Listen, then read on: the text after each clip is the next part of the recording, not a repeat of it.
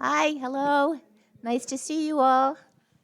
This is Art Matters, and it's great that so many of you have resisted the lure of this nice late night Thursday where you get to drink wine all evening and walk around on the street with it. Only in Santa Barbara can we get away with these things. But of course, you all far prefer to be here to listen to our distinguished speaker, very distinguished speaker, Franklin Kelly. And so I'm so pleased that he took the time to fly all the way out here from Washington, where he's long been a curator of American art at the National Gallery of Art. And I'm just going to read a little bit about him. I think I've known him. I don't even want to say how long I've for some decades we've known each other, and he's been at the National Gallery for most of his career, with minor breaks in between. And that's actually a very rare thing nowadays, if you think about it. It's a real luxury, but of course the resources of the National Gallery make it an incredible place to work. Hopefully, you'll all get to visit if you haven't already. So, yes, he's been at the National Gallery. He started as an intern in the Department of American Art in 1980. And as I say, with a few breaks in between, he worked at MIA, Minneapolis Institute of Arts, and at the Corcoran, but he was appointed at the National Gallery in 1990, and the following year, his responsibilities grew to include British art, which is his subfield. So there are so many major exhibitions that Frank has organized. The memorable ones, I suppose, for many of us is the one that he did on Homer, Winslow Homer. And these often in collaboration with great institutions like the Met and MFA Boston. He did a big Gifford exhibition with Eamon Carter in the Met. He did an unforgettable Hopper exhibition, again with MFA Boston, and the Art Institute of Chicago. That was in 2007. And he did the most ginormous, like literally the big football fields full of Turner. That exhibition was really unforgettable. That was the largest ever Turner exhibition, and that was, I guess, when was that? That was in 2007 and 8. But the most recent exhibition that he's curated is on the late work of Thomas Cole, which is the subject of his lecture this evening. Frank has not only been an indefatigable curator, he's also taught at the undergrad and grad level at the University of Maryland, College Park, where he helped to make the program one of the strongest in the country as far as American art. And at the National Gallery, he's also been the deputy director and chief curator. He only recently has stepped down from that position and now is blissfully returned purely to a curatorial role. He's holding now a position, it's called the Christiane Ellis Vallone Curator and of American Painting, and he's held that position since February of last year. So with that, we're just thrilled to pieces that he's here, and he's going to talk to us about Thomas Cole. So thank you very much.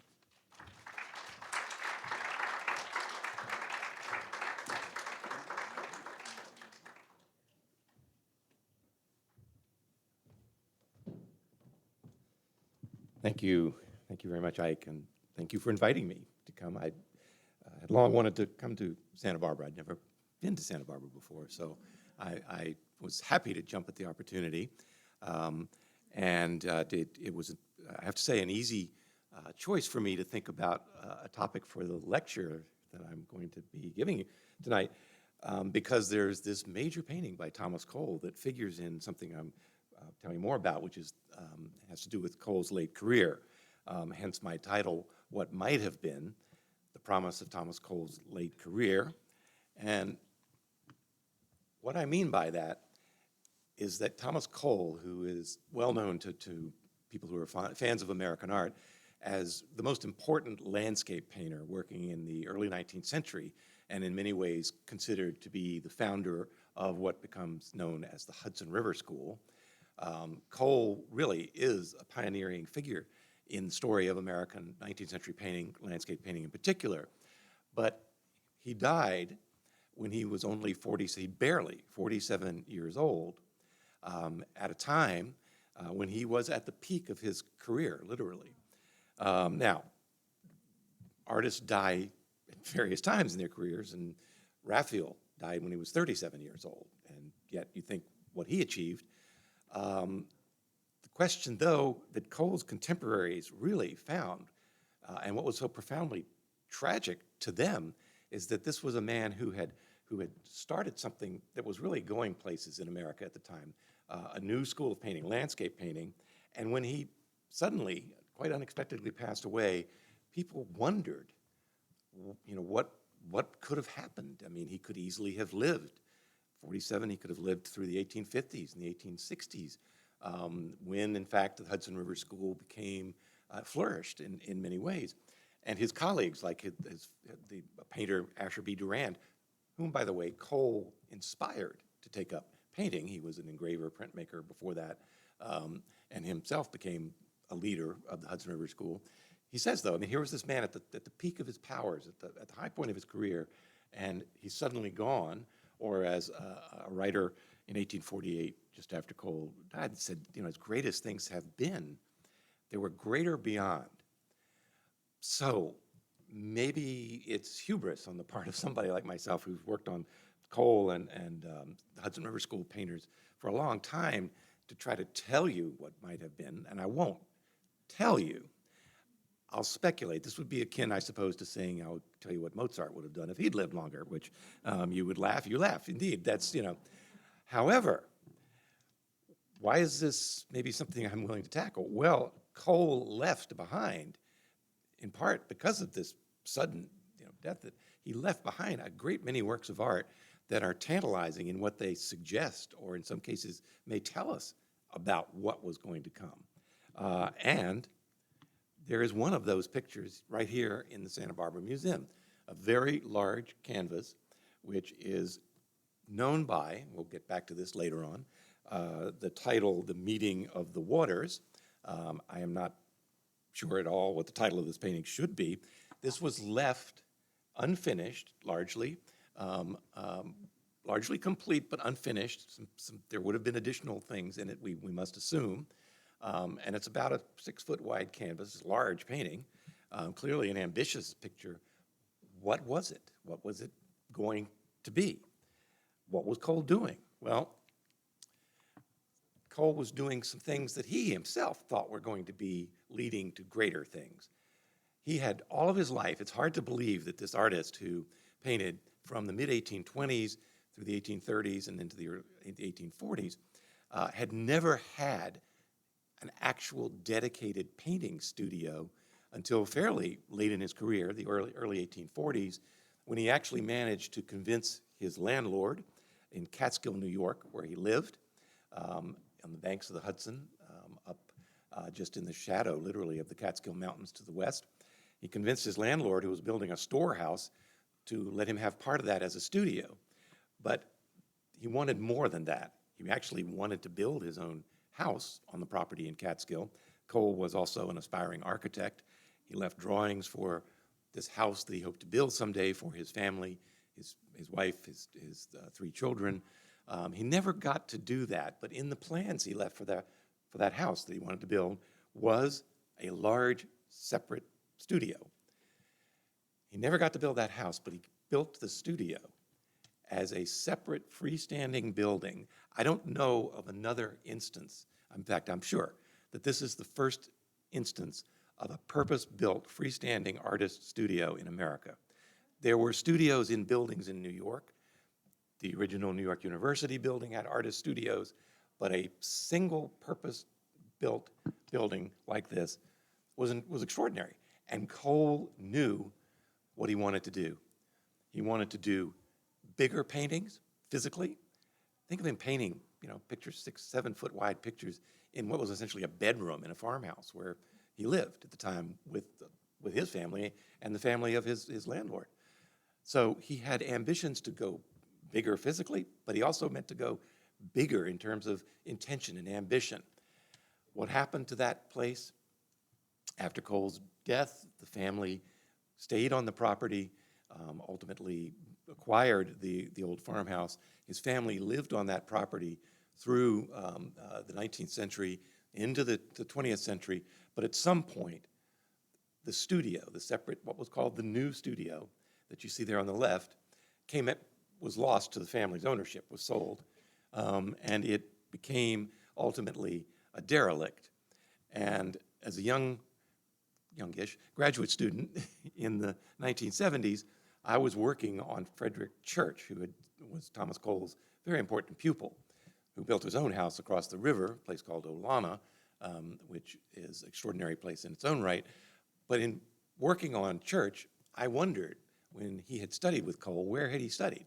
Well, I went across the river, I went to Cole's house, I asked around, learned that when Church was his pupil, it was an earlier period, it was in that storehouse, barn area and I said, well, where's the new studio that Cole built? And I was directed to an empty patch of grass where I could see the foundations of a large rectangular building. And I said, what happened? It was torn down about 4 years before I got there, but you could still clearly see where it had been. And I thought, oh my gosh, what a loss, what a place this must have been. And I started thinking, imagining, what was it like? And I went on, I learned more and more about it over the years, about how important a place it was and how Cole's family kept it almost like a shrine, literally, to his memory, that I thought, boy, one day it'd be fun to do an exhibition where you brought back together, if you could find them, some of the things we know he was doing in that studio at the end. It turned out to be the end of his life. He only managed about a little more than a year, about 14 months of working in that new studio. About now 7 or 8 years ago, the wonderful people who are the custodians of the Thomas Cole National Historic Site in Catskill, wonderful staff there, rebuilt the studio exactly using Cole's original plans, the few photographs that survive of it.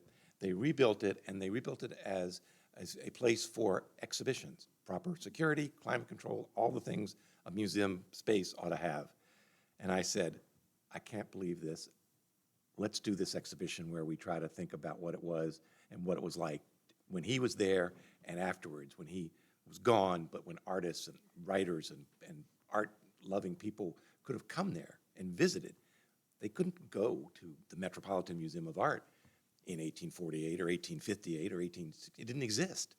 In fact, the one museum where they could have gone to see some Thomas Cole paintings was barely established by 1848. That's what's now known as the Wadsworth Athenaeum in Hartford.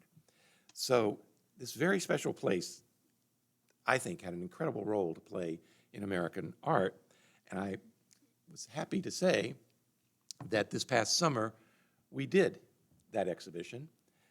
We could not recreate the studio as a working studio because to do that would have basically, it would have been delightful and interesting, and there are descriptions of people who visit the studio in as early as 1850, and they say their paintings still lying around, their drawings scattered around on the floor. I said, oh boy, let's do that. Let's I said, well, no, reproductions, we'll scatter them around on the floor, but practically speaking, we had to create a kind of hybrid. We also, because of the fact that Cole's family was not left in great circumstances after his death, over the years that came after, through the 19th century, into the 20th century, even into the 1960s, they were selling things, works of art, furniture, all kinds of things. So we had to reassemble things that we could document, that we know were in the studio at Cole's death. There would have been literally dozens of paintings, hundreds of drawings, sketchbooks, odds and ends, Cole's guitar, we know that, we do have that actually. So the works or the furnishings that you see in the kind of little studio part we have are all original to Thomas Cole.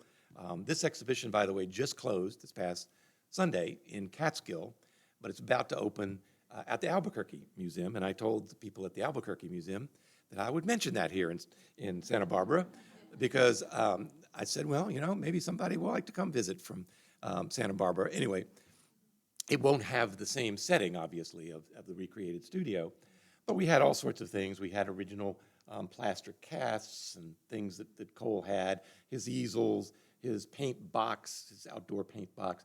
This is actually an unfinished Thomas Cole painting. It's not a reproduction on the easel, and various other things. And then we used the rest of the exhibition space as a kind of survey from the earliest part of his career in the 1820s and 30s into the last years, things from the period of when he was working in this studio space, and I'll tell you more about that, as a kind of survey. Every single one of these works are documented, is documented as having been there, that we know was there. So that exhibition was a wonderful thing to work on. Like everything in recent years, it had to be delayed because of the pandemic, but it did, as I've said, happen. It was a kind of revelation for a lot of us who've been interested in Cole for all these years, to have this sense of where he was at this, not just physically where he was at this last part of his career, but aesthetically, artistically, what he was doing, what he was thinking of doing. What do we know about that studio in terms of what was inside? We know about certain things because of documents, like Cole's the inventory made after Cole's death and his lists of pictures. And we also know from accounts written by artists and others who visited there, things that they saw. And we have just 2 photographs of the interior of the studio that survive, both from later. Probably on the left, you see actually, that's, oops, beg your pardon, that's Cole's daughter, Emily, over there, probably from the 1880s, seated with the big picture that I showed you a minute ago on the easel here, propped up against the wall. And we can see various things like a plaster goat and another plaster sculpture, which is lost. And then on the right is this extraordinary photograph of when the family actually used the studio as an antique store in the 20th century. So you could go in there, and I talked to people who actually went to Catskill, to Cedar Grove, as the property is known, the Cole property, and went into that store. There was an enterprising young curator from Detroit named E.P. Richardson, who in 1939 drove by Catskill and bought 800 Thomas Cole drawings. So that if you go to the Detroit Institute of Arts, you can see, the biggest treasure trove of Cole drawings anywhere.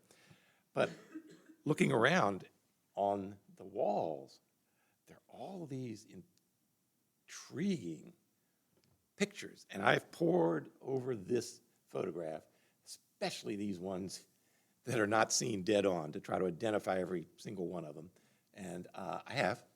But one of them is pretty easy to spot because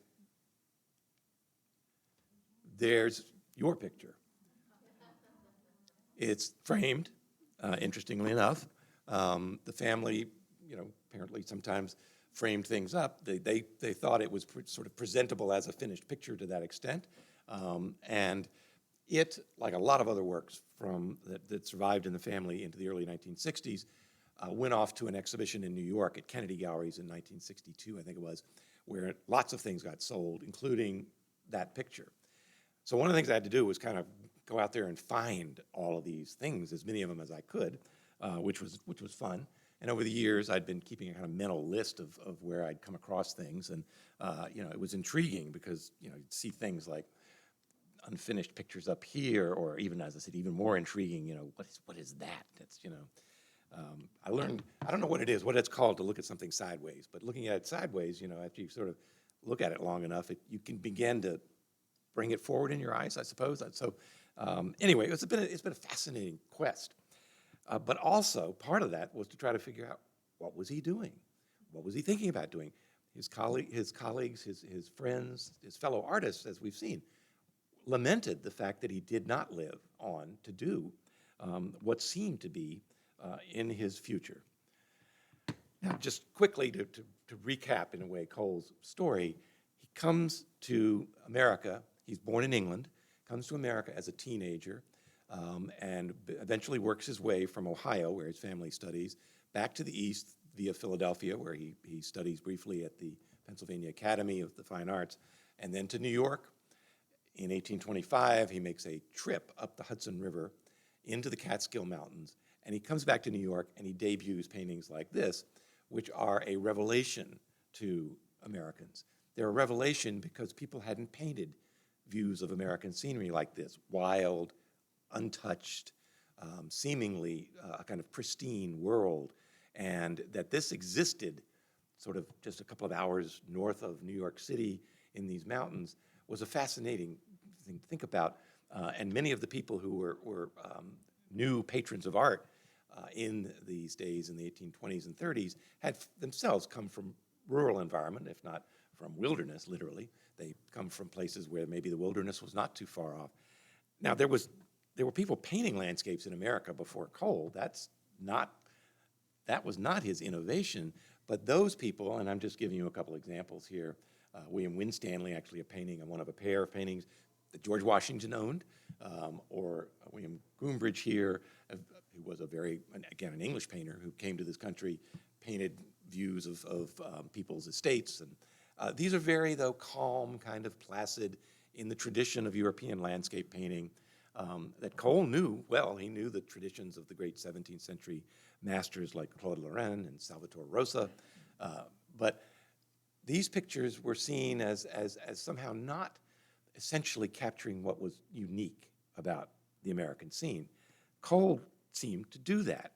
And in one of these classic discovery stories, you read them all the time in the literature of art. You read about the young Giotto being discovered up when he was tending sheep and he's drawing perfect circles on, a stone, or you read about the young Raphael, or whatever. The young Thomas Cole actually lived one of these stories because in 1825, when he first started showing these pictures, three very important people come by. One of them, Asher Durand, the engraver I mentioned. Another one, John Trumbull, famous for his paintings of the American Revolution.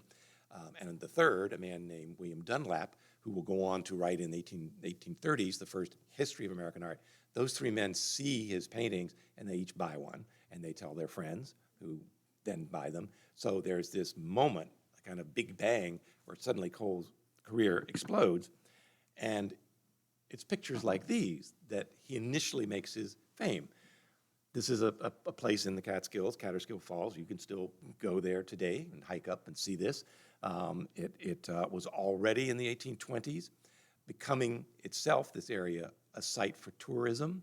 The first of the great Catskill hotels, the Catskill Mountain House, opened in 1823, and then many others followed. So there are people who are going to see scenes like this for themselves. What they were not seeing, though, is what Cole here has shown, and that is a Native American figure. By this point, the Catskills had been so long settled by Europeans arriving in this country. In fact, the Catskills had been clear-cut of timber by the 1820s, and in many cases, you were looking at second growth. Cole's imagining backwards in a way. He's imagining the world as a kind of, the new world, as a kind of untouched by Europeans, place of pristine nature. And this fit into a lot of American nationalistic thinking about what the new nation could be and should be. And Cole was the perfect person at the perfect time. But he wanted more. He knew that in the hierarchy, the sort of ranking of what's important about art, and there were such literally hierarchies, the most probably best known one that Cole knew very well had been established by Sir Joshua Reynolds, the great English painter, when he was the president of the Royal Academy. He actually created a hierarchy saying, here's the ranking of the importance of paintings. At the very top were what were called history paintings, subjects, great subjects from history or the Bible or mythology, pictures that had moral lessons, and on down through this sort of descending order to things like just views of landscape places, and on down to still life painting and paintings of cows and, sort of, but at the top, history painting. Well, Cole was not a figure painter.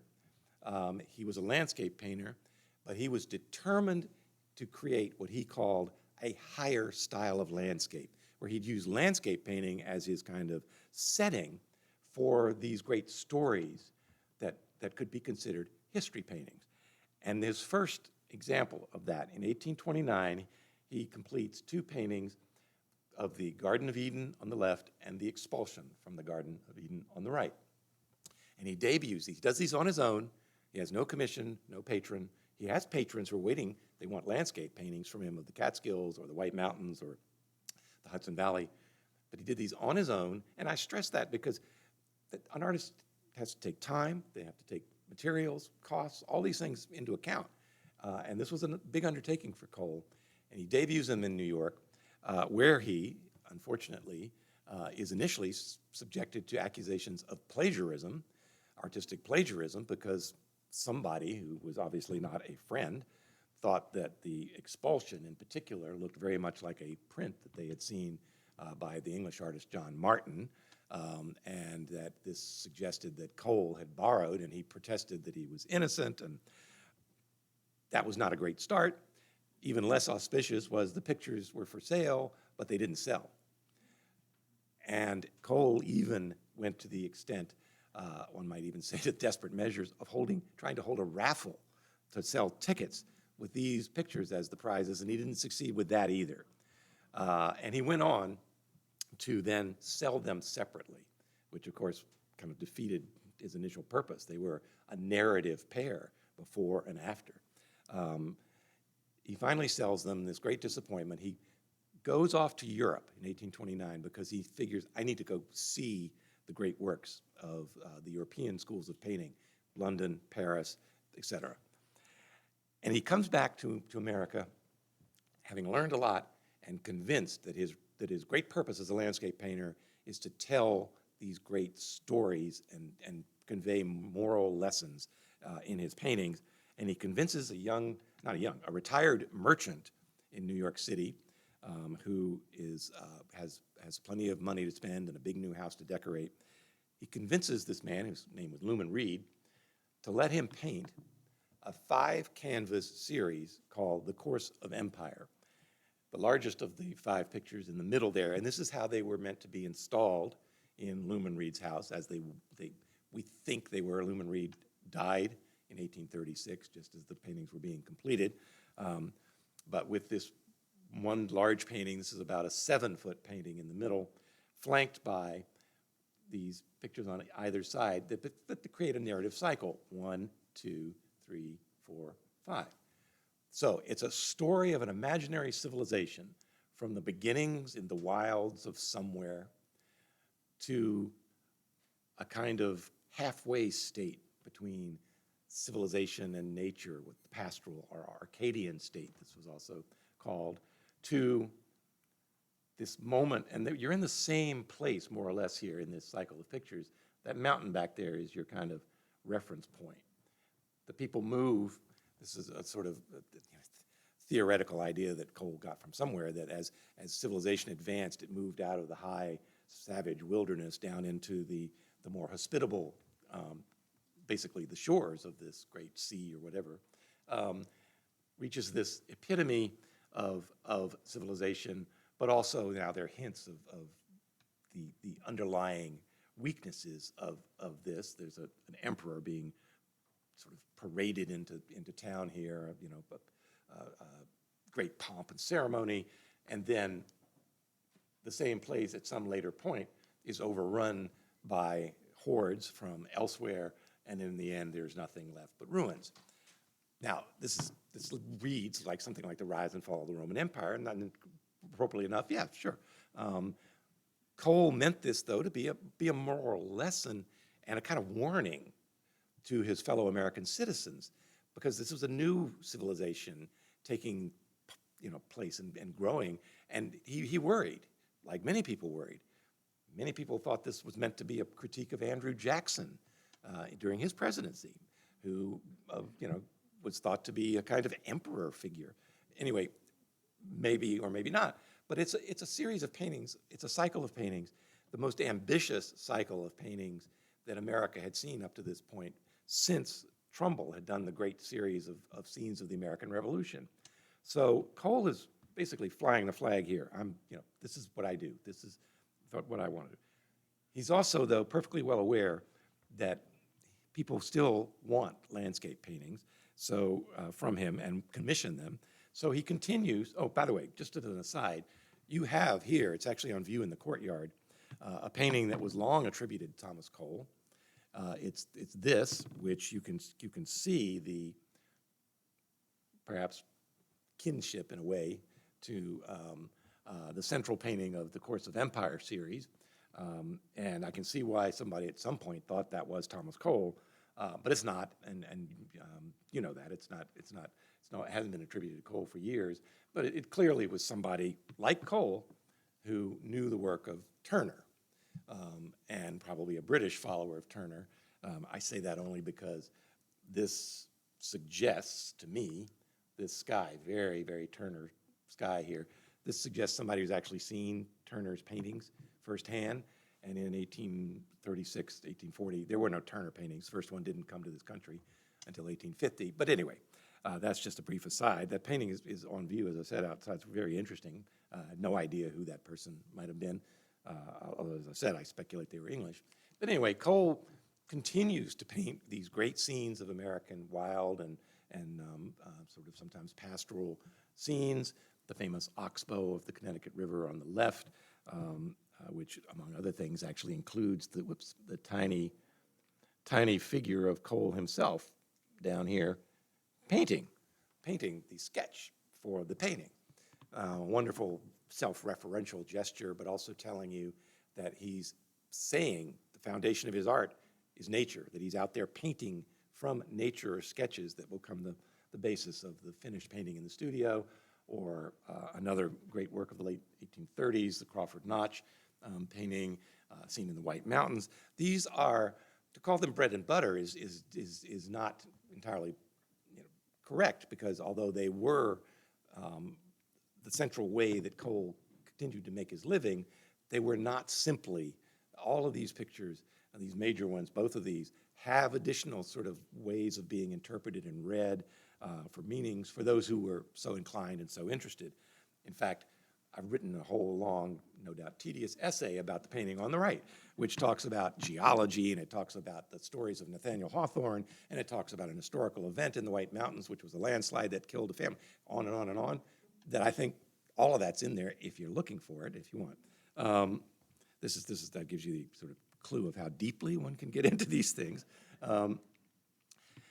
But he still wants to paint these great cycle paintings, these series pictures, and he convinces another patron in 1839 to commission a 4-part series called The Voyage of Life, which actually gets painted twice, because Cole paints the first set, that patron died, happened to Lumen Reed, happens to the next guy. So, and Cole doesn't have access to the paintings to exhibit them or show them, so he paints a duplicate set. That set happens to be in the National Gallery.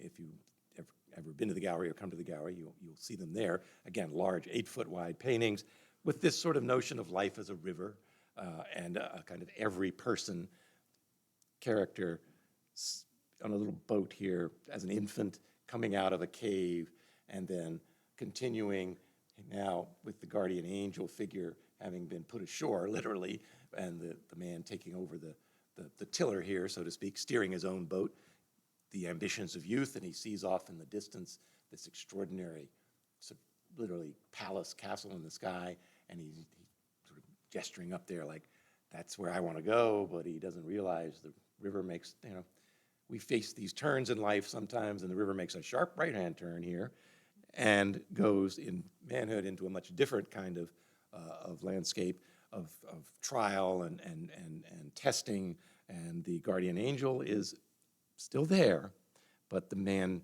is praying, and then in the end, because of faith, reaches this calm sea. The boat is shattered now. This has wonderful little details. I mean, it has all these little angelic figures carved in the boat with wings, and their faces change expression as they move along. There's an hourglass at the prow of the boat that, of course, the sands of time go through.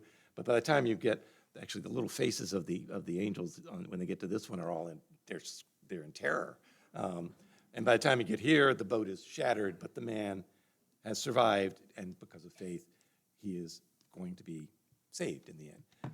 Very, very obviously allegorical, moralizing kind of painting. The kind of picture that in the 20th century, as modernism rose, critics, if they paid attention to the Hudson River School at all, would be very dismissive of, because they were so obviously allegorical and message morality bound pictures. So let's get back to that moment where Cole builds that new building as a studio. On Christmas Day, actually, December 25th in 1846, he says, "I'm now sitting in my new studio, which is complete, though the walls are not quite dry. I've promised myself much enjoyment of it and great success in the prosecution of my art." So he has great hopes for this new space, and probably by early January, he's in there and he's painting. So what's he doing, and what's he thinking about doing? Well, again, I tried to document as many cases I could, works that were actually painted in the studio, even if they weren't still there after his death, because I thought that was an interesting part of the story. So I learned that in that first year in the new studio, 1847, he had commissions for, in fact, works like this one, $500 from the American Art Union in New York, very important source of income. That painting went off to New York, got sold, ended up going its separate way. This one I don't know the exact circumstances of, but still was in the studio at his death, a finished painting of a scene in the Adirondack, Schroon Lake.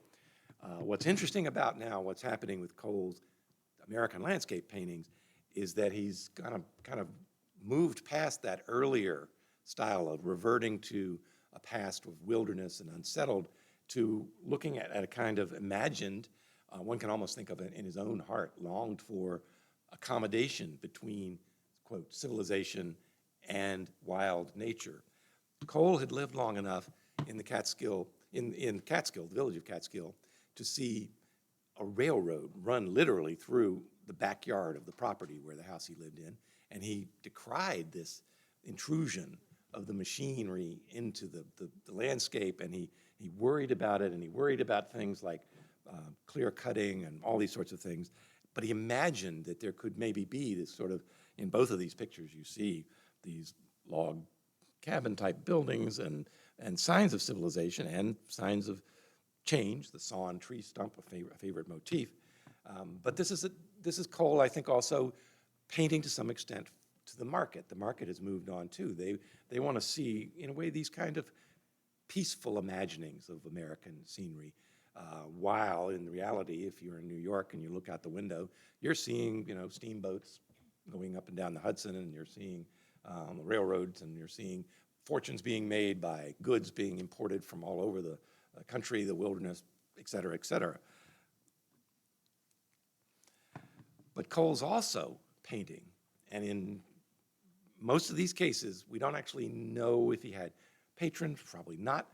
He's painting large landscape paintings that are subject pictures. In other words, they have stories to tell. A lot of them, subjects he was interested in, were from mythology. Prometheus, the Titan who was punished by the gods for giving fire to mankind.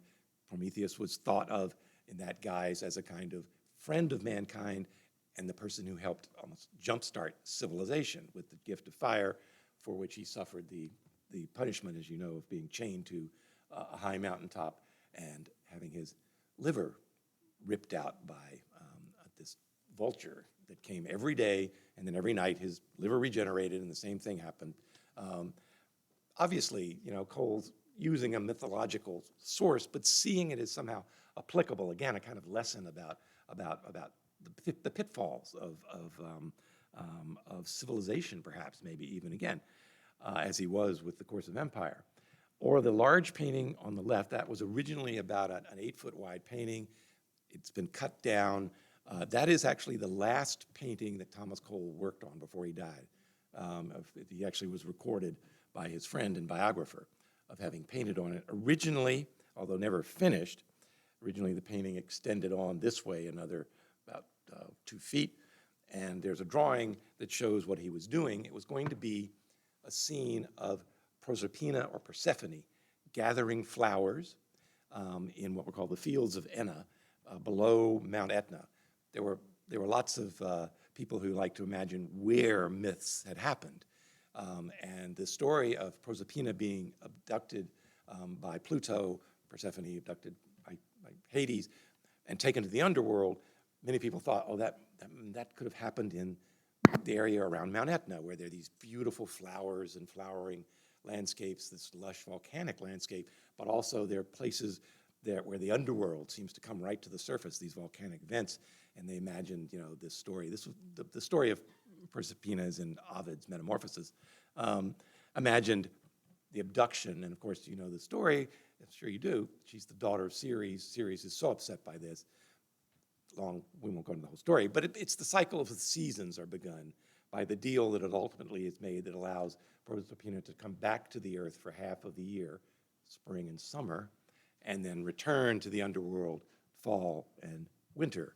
And so he's got in mind here this picture about, again, a moral lesson about the seasonal change and the mutations of time and change. Now back to our picture of the antique store, and as I said, one of the things I did was identify and try to find as many of these pictures as I could. That one, there's one of those sideways ones. I actually figured out that's a study for that big painting I showed you of the expulsion of from the Garden of Eden. It took me a long time to puzzle that one out. And the painting, I said, once I knew what it was, I knew where it was. It happens to be in the Thyssen-Bornemisza collection in Madrid. So I wasn't able to borrow that one for the exhibition, but you can go see it. And interestingly enough, there's another one in that same collection over here. But what struck me, really, were the number of unfinished pictures of considerable size.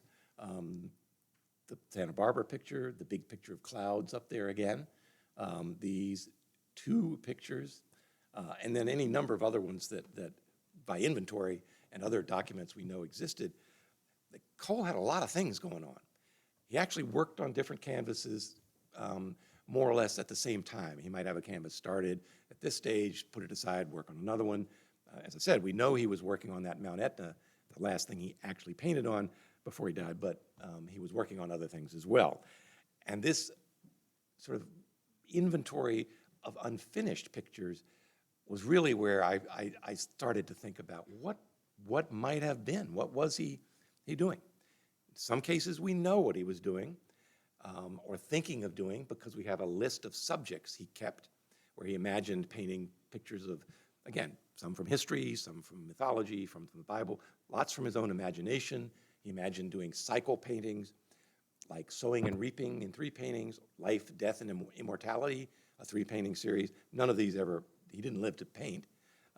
There's a study that may relate to the life, death, but we do know that he was working on, again, without a patron, on his own, a series of very large, again, 8 foot wide, a 5-canvas series called The Cross and the World. That series had reached almost 3 of the pictures being completed and 1 more begun and a 5th one not started.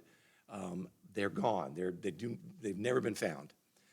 They existed at Cole's death, the 3 close to finished pictures, and the unfinished 4th one. All we have now, we do have some photographs that show the original paintings, but we have, and I put in the exhibition, oil sketches for 4 of those 5 paintings. And so we know this was a big deal project that Cole's working on, and it's another one of these moralizing serial pictures. And the way it worked was unlike the Voyage of Life, which was that sequential 1, 2, 3, 4, or unlike The Course of Empire, which was 1, 2, 3, 4, 5. This one was a central painting, and flanking it on either side were 2 sides of a story. And that story was this notion of the individual's quest or lack of quest for spiritual salvation, the cross and the world. The story being that now in the center painting, 2 individuals, these are sketches, so small studies for the paintings that are now lost, 2 individuals on a road encounter this sort of prophet-like figure who is clearly advising, beware, of your own mortality, of your life, be of good faith, etc. And they take literally 2 different paths. Going off to the left is the pilgrim known as the pilgrim of the world, because he's after worldly pleasures. He's not thinking about his salvation.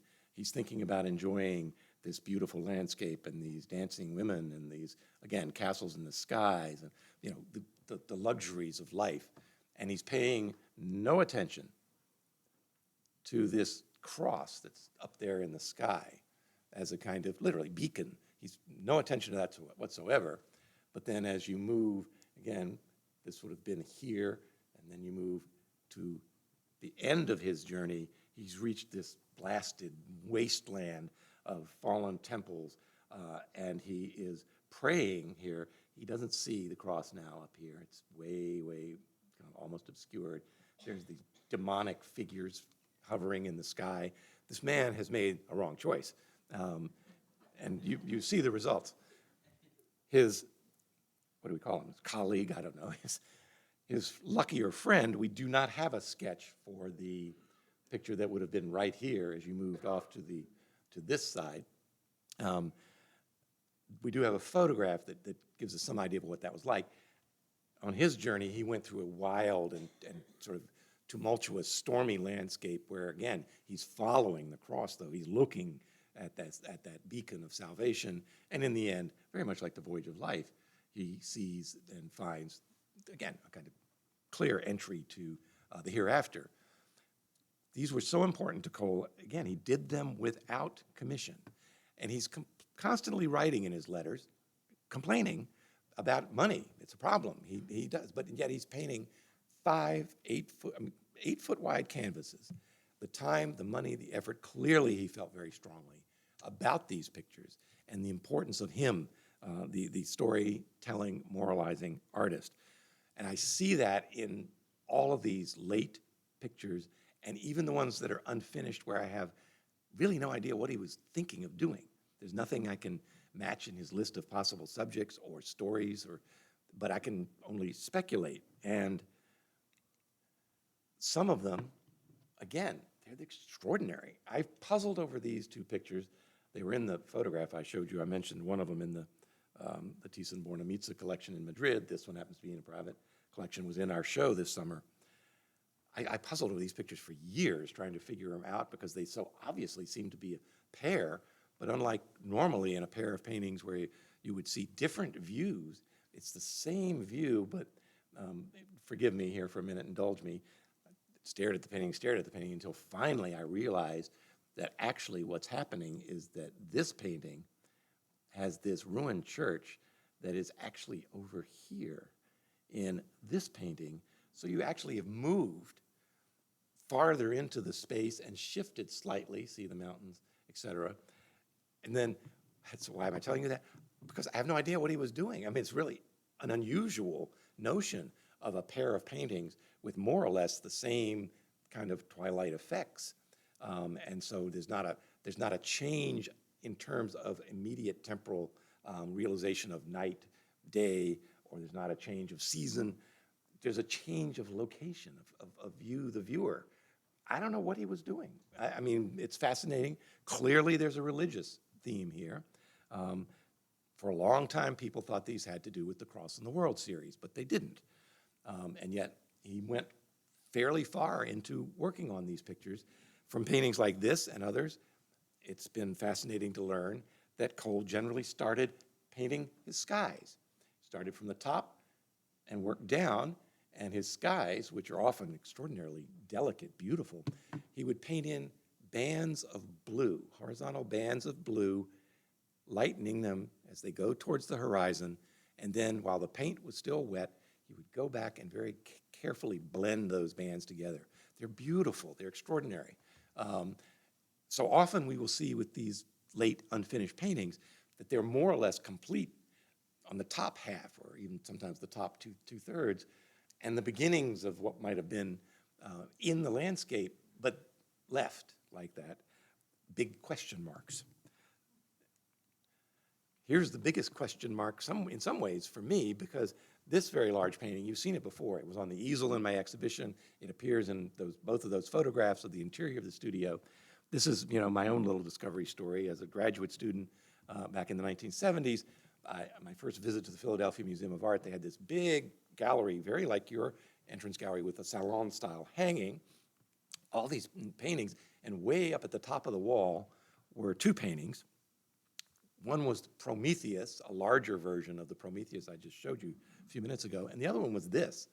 And I'm looking at it, and I knew something about Thomas Cole, but I'm looking at it going, what in the world is that? It's so modern and so incredibly almost abstract. And of course, that's an anachronistic reading, but it is remarkable. Again, largely, complete in the sky, and nothing but a kind of roughed-in landscape down here.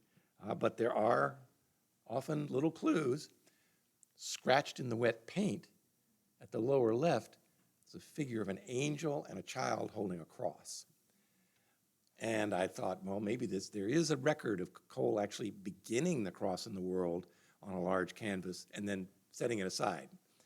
So there's a drawing for the cross in the world, again, with this sort of prophet evangelist figure here, trying to direct the little pilgrim to the cross.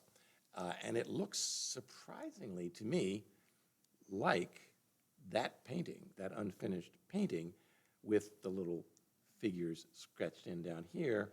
And this, which I always thought must have been a mountain, maybe it was a cloud. I don't know, this gorge implied here, there. Anyway, I don't know, but I think that may have been something to do with that Cross in the World series in terms of its origins, but it never got taken to completion. We do know that the last finished painting of Cole's career was this one, The Good Shepherd, 1848, which was a commission. He painted it in the new studio, and it remained there after his death until it was ultimately retrieved by the people who'd commissioned it. This wonderful combination of naturalistic, beautiful sky, sunset effects, fantastical landscape mountains.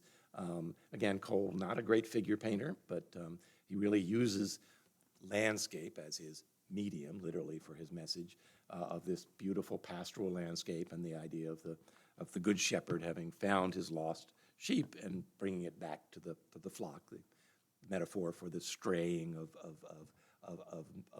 a person from a true path, so to speak. So that was his last painting that he completed. It's also fascinating because Cole was not a printmaker, but throughout his career, people had made prints after his paintings because he was popular and sold them, and that's one way his reputation spread, but he got nothing for that. The first evidence we have of him actually making a print is a lithograph that he drew on the lithographic stone of the Good Shepherd, but he died before it was actually printed. It was his widow printed it and dedicated it to the artists of America. And there you see an example of that, fairly rare, but lithograph. I think that suggests that Cole was taking his obligations as a painter with a message to a new kind of more popular expansion, which suggests again that he was thinking of ways to move beyond just selling individual paintings to both commercially, but also in some ways idealistically, of expanding his reach. So back to the painting that's here. I mentioned that it and a bunch of other things were taken off to New York in the early 1960s when the Cole family sent a whole bunch of things to be sold at Kennedy galleries. And at that time, someone put together one of these descriptions in Cole's list of subjects that they thought applied to this large, almost finished painting. And that was a subject called The Meeting of the Waters. But what Cole wrote was this: the confluence of two rivers, one a rapid and broken stream, the other placid and flowing gently. In the foreground, two lovers sitting on a flowery bank.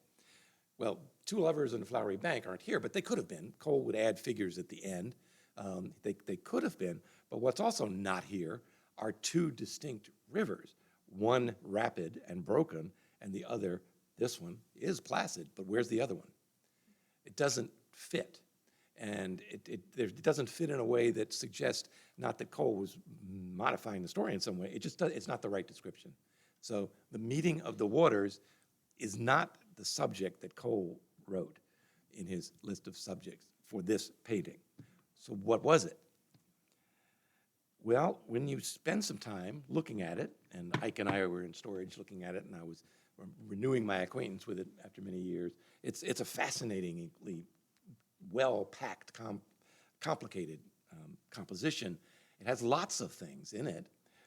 It has a cave with the water coming out of it, the river flowing gently through this pastoral scenery, curving, turning again, and going through this rather rugged-looking chasm, but ultimately flowing out into a wide sea with this great cloud-filled sky above. A little boat is pulled up on the shore here. Looks a little bit like the Voyage of Life boat, but not quite. It's not quite the same. So what is this? Well, it's been speculated, and I understand the temptation, that maybe he was thinking of doing the Voyage of Life on one canvas, because it does contain seemingly the elements of the Voyage of Life, the cave with the river issuing out of it, the remarkably, lush, beautiful landscape of youth, the second painting, the chasm of the third painting, and the great calm sea of the fourth. Could that be? I don't know. It makes sense and it doesn't make sense. Why? So could it have been another subject? The subject that always has suggested itself to me, rather than Cole suggesting it to me, is another subject entirely, called the river of the water of life. And that's a phrase that comes out of Ezekiel. It refers to this literally heavenly river that issues from the throne of God. It's a river of salvation, basically. Why do I say that? I say that because the river of the water of life is one of the motifs that gets a fair amount of play in John Bunyan's Pilgrim's Progress. Not a book that's read much anymore, but in 19th century America, it was probably the most widely read book. Enormously influential. And just a quick poll, I have never read Pilgrim's Progress. Have any of you ever read Pilgrim's Progress? Excellent, excellent. See, this is, my heart is inspired by this. I will read it. And my father was a theologian, so he was a specialist in literature about theology. But anyway, it's about a pilgrim, Christian, as he's known, who with his companion, who has a weird name like Hope or something, I can't remember, is wandering in the search, literally, again, of sort of spiritual salvation, and he goes on through various types of landscapes and adventures, and it reminds me, of course, people have described the cross and the world as Bunyan-esque. I mean, as if it, and it is, it is. There's no doubt that Cole was perfectly well aware of Pilgrim's Progress. But the river of the water of life is described as a kind of ideal, pastoral, beautiful landscape. And you see, and this is just an illustration from a copy of Bunyan, and it had nothing to do one way or the other, where Christian actually has been given from heaven a suit of armor that he is to put on, and this is going to take him safely through the valley of the shadow of death. Did Cole write in his list of subjects the river of the water of life? No, he didn't. Did Cole have very close followers? Yes. Did he have very close followers who knew what he was thinking about and up to? Yes. He had one close follower who's a bit of an enigma today, whose name was Jesse Talbot, who is a bit of an enigma because there are not a lot of paintings known by him. It's my knowledge about it, 6 or 7. But one of them is a scene of Pilgrim's Progress. And I stress this because Talbot was closely associated with Cole's art, not so much with Cole himself. He literally copied Cole's paintings. Could this have been a copy of a Cole? I'm not saying that necessarily, but the fact that he takes it as a subject suggests that maybe he is, like others, thinking of continuing or trying to fulfill Cole's unfulfilled ambitions. But we're on safer ground, or smoother waters, I suppose, with Frederick Church, who did know Cole closely, studied with him for 2 years, and who did literally see as his goal and his mission as a painter to carry on where Cole had left off. And Church does that. He does it in many interesting and fascinating ways. But at the beginning of his career, while Cole is still alive, Church is doing it while Cole knows what he's doing. And Church, after Cole's death, actually paints some pictures that are from Cole's list of subjects. And one of the things that Church gets involved in 1847, while Cole's still alive, is working to provide images that can be translated into a large moving panorama of Pilgrim's Progress. And Church and the young Jasper Cropsey and other artists paint scenes which are then translated onto, if you ever experienced a moving panorama, what this was in the 19th century were giant rolled canvases, in some cases hundreds of yards long, that would be unfolded across a stage with music and maybe a narration of something like Pilgrim's Progress. Here's Church's painting that was the image of Christian going through the valley of the shadow of death.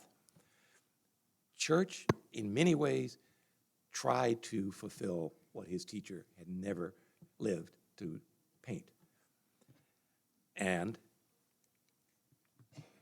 Church painted the river of the water of life in 1848, and there it is, the description of Christian and his companion on the edge of the water, which was pleasant. You can read it. It's a lush, beautiful landscape with a placid river running through it.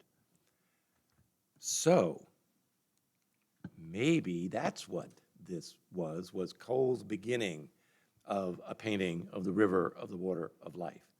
So you can take your pick. You can add your fourth choice, whatever. As I said at the beginning, I won't have a firm answer for you. If you can have firm questions, though, I have a lot of them still, and that ultimately can be summed up by what would have happened. And it's part of the joy of wondering, I think, that keeps an artist like Cole so much, at least, again, for the true aficionado like myself, endlessly fascinated. So thank you.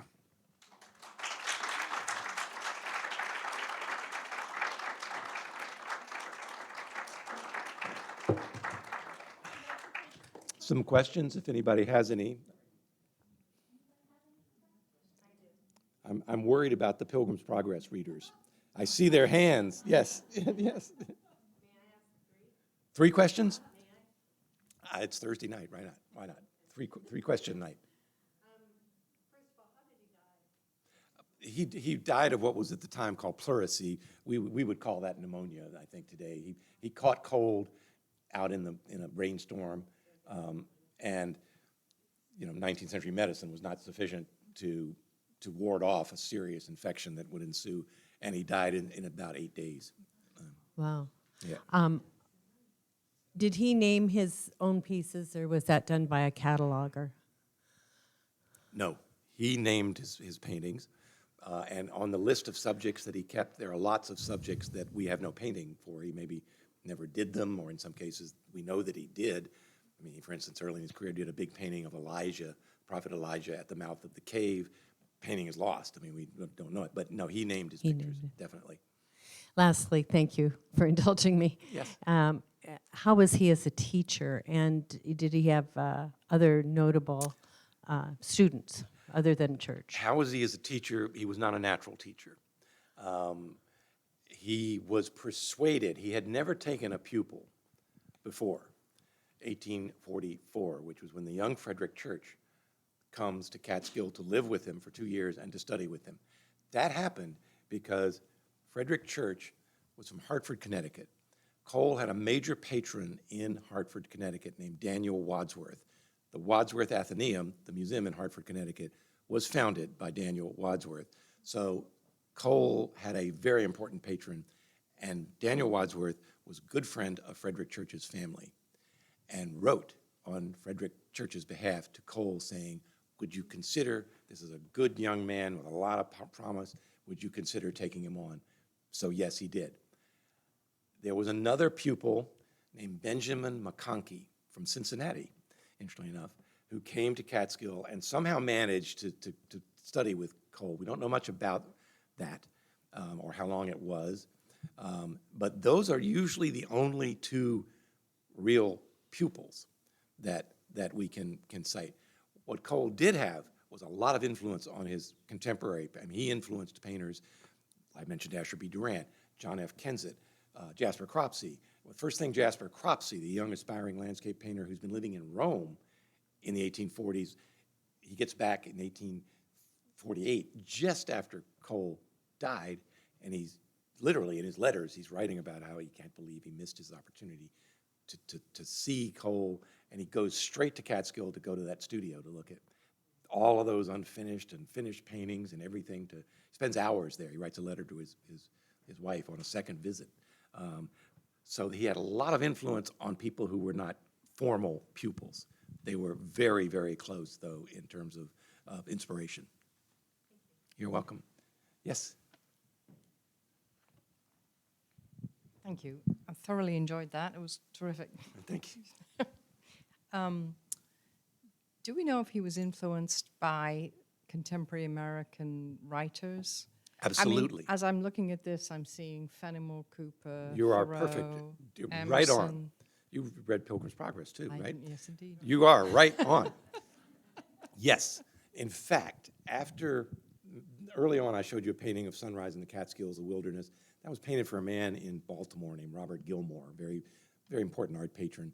And Gilmore gets that painting, which he's commissioned, but he's never seen it. He just knows he wants one. Gets it, he comes to Baltimore, he looks at it, he immediately starts critiquing it. He said, oh, I've seen this in my own, experience in the wilderness, and I think you've got the shadows on the trees a little bit. It wouldn't work like that when the sun's just coming up, blah, blah, blah, blah. And by the way, there's no water in the painting. Water always makes a painting more interesting. And by the way, you really ought to read James Fenimore Cooper's Leatherstocking Tales and introduce subjects from those into some of your pictures. And in fact, the next year, 1827, Daniel Wadsworth commissions a painting that Cole does, which is Last of the Mohicans. It's a scene from Last of the Mohicans, paints another one of those. Yes, so, and he was himself, in addition to an aspiring architect, he was a poet himself. Not a great one, but he wrote lots of poetry, and he wrote a couple of articles for popular magazines.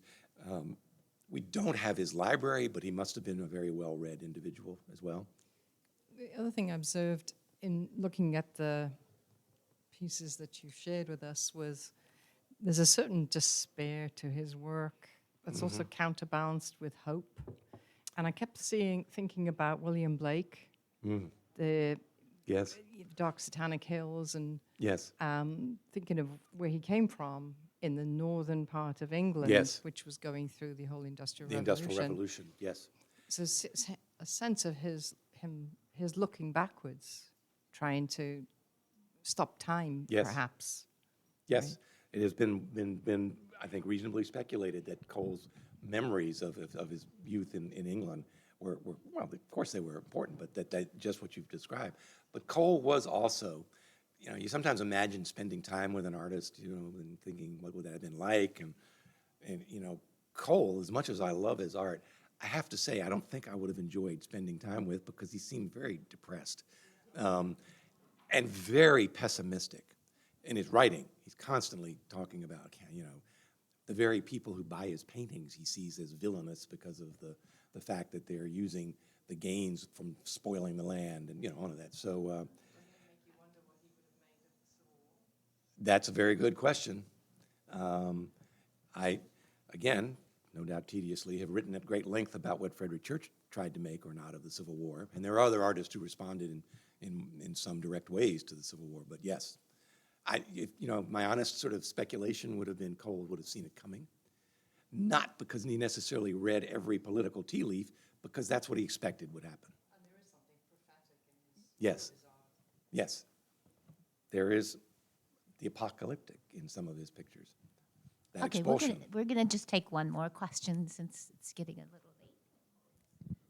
Thank you. I was wondering if if Cole fell under some sort of spell of fervent revival, that kind of invigorated his faith, or He was there did. anything like that? He was a religious man. He was very involved, very close to the church in Catskill, the Episcopal Church, and very close friends with one of the rector for a period of time, a man named Louis Legrand Noble, and it's Noble whom Cole's family commissions to write the official biography of Cole, which comes out in 1853, 5 years after he died, and which draws heavily from Cole's own writings, and also very heavily takes a view of Cole as a great Christian moralist. That slant, I think, was again sort of the official biography. But yes, he was a deeply religious man. So I'm going to ask one last question. I'm going to make myself the lucky one with the last question. But just as an exercise, I'm just wondering, since I know you have this challenge frequently put before you, we're all interested in different ways of installing our permanent collections. And I was just wondering what the virtue or lack thereof would be to intermix Cole's painting with the European tradition, various types of landscape painting from contemporary years where religious themes, spiritual themes are a part of the mix, and whether or not that would be detrimental or helpful in our greater understanding of a painter, a landscape painter specialist at this moment in time. And the reason I ask that is because many years ago I was studying mostly French landscape painting, and of course the whole issue of the historiated landscape and the attempt to elevate landscape painting to the heights of history painting, et cetera, et cetera. That was like an overarching theme at the turn of the 19th century. So I was just wondering how you might defend or argue for such an intermixing presentation-wise. I would argue 100% in favor of doing that because whether one lumps it under the strain romanticism or one gets very specific about the historiated landscape or what, there is no doubt that there are very strong parallels, in some cases, very strong direct connections. Did Cole know Turner's work? Absolutely. Did he meet Turner? Yes. Was he deeply disappointed when he met Turner? Because like everybody else, they went, this grumpy little slobby man painted all those grand pictures. Yes. Did he know John Constable? Yes, he did. John Martin? Yes, he did. Did he know Caspar David Friedrich? Where you sometimes think across in the, oh God, that'd be hard. A German painter who was barely, known outside of Germany, although Friedrich did have a pupil who came to this country, but that's another story. So affinities, parallels, all of that, I think, would become wonderfully, brought out and visually compelling if you did exactly what you're talking about. And some years ago now, 30 years ago, I actually proposed doing at the National Gallery a show on international romantic landscape painting, which would have tried to do what you're talking about. Didn't happen, but still. Right. Well, thank you so much, Frank. That was wonderful.